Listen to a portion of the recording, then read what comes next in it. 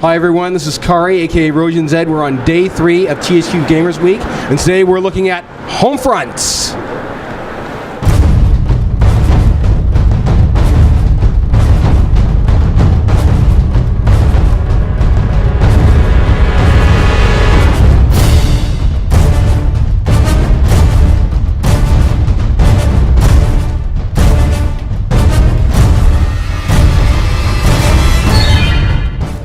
Hi everyone. Okay, I'm with Brian Holinka, right, who is a multiplayer designer for Homefront, right? And well, it's nice to meet you. Yeah, nice to meet you as well. Hope you guys are enjoying it. Right. Well, the first time we at MS Xbox World saw Homefront, it was actually behind closed doors at E3. Okay. So a lot of us really still don't know a lot about what Homefront is. Okay. So I was wondering if you might be willing to fill in the community on what just what Homefront is all about. Sure. So the real thing about a Homefront, the real core tenet of it is that it's an occupation game. The idea is that you're in America that's been occupied by a force, a Korean force, after a lot of things have kind of gone wrong in the world over the next 16 years. So you're playing in the single player as a resistance fighter who's basically trying to do his best to survive in that occupied America and also help a bunch of other resistance fighters who are trying to mount some sort of an attack or a resistance against oppressive occupying force. In multiplayer, it's a little bit of a different tune where there's still remnants of the military kind of fighting back against those oppressive Korean forces. And so the idea in multiplayer is you're kind of part of that military, well, you're either part of the American military or the Korean military, kind of waging battles over in the northwest of America. So you mean we don't win in the end? No, I know. Can you believe it? At the very end of the game, which I can't tell you, the world of Homefront doesn't necessarily change just in this one game. So the real core thing about the game is that it's this familiar turned alien. This world that you and I live in every single day. What would happen if it became a war zone? It's really kind of trying to make war a very real and meaningful thing in the game's media. And so in that idea, in the single player game, you're going to see a lot of kind of difficult things that you probably won't see in other games. About this is how war affects the general populace. This is how war affects the people who live in the war zone. And that war zone just happens to be America, something that a lot of obviously gamers are very familiar with. I see. So today's presentation actually was largely focused on multiplayer. We had some special announcements like the Xbox Live exclusive, timed exclusive DLC and the exclusive level. Yep.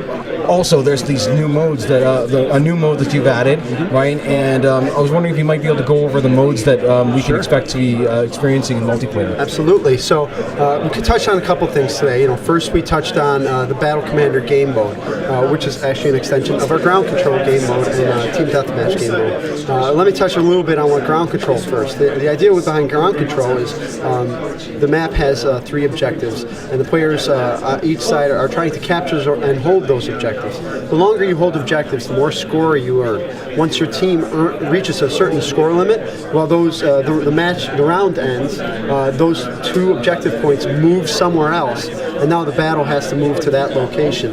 And the first team to win 2 of those rounds will win the match. So it's a pretty exciting kind of fluid game mode where you might have a certain battle happening here around these 3 objectives, and you might be playing as a sniper or an SMG player and having real success. But now the geography has moved, the whole level has changed, and you might have to adjust your playstyles accordingly. The other thing we talked about a little bit was our Battle Commander game mode. And the idea here is that we have these AI generals, one on each side, that are kind of looking at the game and kind of analyzing situations and threats on both sides. So one AI general might see that this one particular player has killed 3 players in a row without time. So he will, say, hey, I want you to go take out this 1-star threat who's on a kill streak. Well, the other AI general is going to see that you've done that, and then also give that player some help, give him maybe more ammunition or make his run speed faster.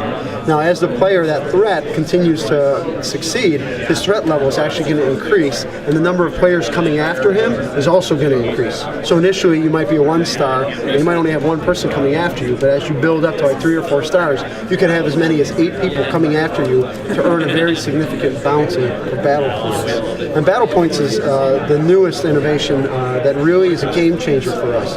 The idea is it's an economy system and a currency system that players, it then incentivizes a lot of team play. So players will come in and, if they capture an objective or if they kill an enemy player who's just killed their teammate, they're going to earn some battle points. Those battle points can then be spent on some of our cool special weapons or our vehicles. And the idea is that we're incentivizing the player to kind of participate and help their team, and at the same time, we then give them a lot of toys and rewards for doing that. What would you say is unique about Homefront?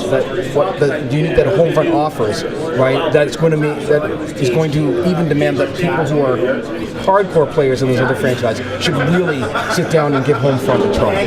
So I think that the first thing that we had to do is really make sure that if we want to make a modern military shooter on these platforms, that we kind of need to reduce the barrier of entry for people who have spent hours and hours and hours playing those top games on Xbox Live. That they're not going to lose all that muscle memory and all those advantages they have, their twitch-based gameplay, in the twitch-based gameplay. So we want to make sure that those people, when they come over and try Homefront, they're comfortable. They basically feel in their element. And so that was the first thing we did, is we made sure that we really nailed those fundamentals. Looking around, controls are the same, are very similar. Looking down iron sights, throwing grenades, cooking grenades, jumping, all those things. We want to make sure that, for those players, those really dedicated hardcore players, they're instantly comfortable. And then we say, all right, now let's differentiate ourselves. Let's be unique. Let's do things unique. And we do that with our vehicles, with our battle point system, and with our games modes. So now, you have that player, he's comfortable, he's in his element, but now he's kind of doing something a little bit different. He's all of a sudden, it's like that same intense firefight, except he can roll a tank into it. It's that same intense firefight, but he's just been given a battle commander mission. It's that same intense firefight, but he's kind of constantly getting these rewards for battle points to buy things that help him participate.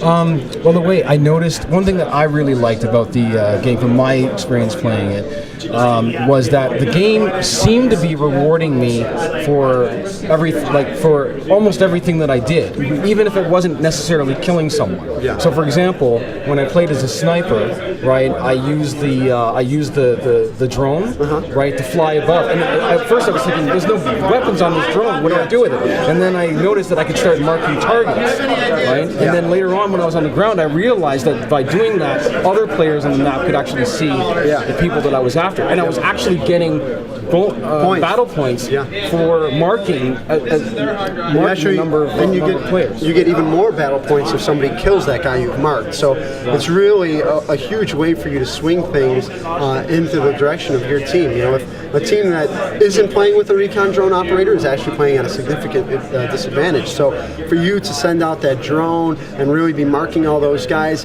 one, it's a great way for players who maybe aren't so great about putting crosshairs on heads to contribute to their team, and for quite honestly their teammates to be like, thank God for that guy, right?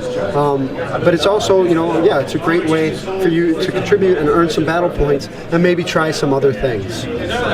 All right, so since I'm actually, my brother and I, right, we work from MS Xbox World, which is a site that is in the UK, but we're actually out of Toronto, Canada. So okay, great. The next question's got to be, I'm from where's the Canadian, pardon you, from Niagara Falls? Yeah. Oh, New York. Yeah. No, New York. Oh, okay. We're on the border. Yeah. All right, is it not too close? Okay.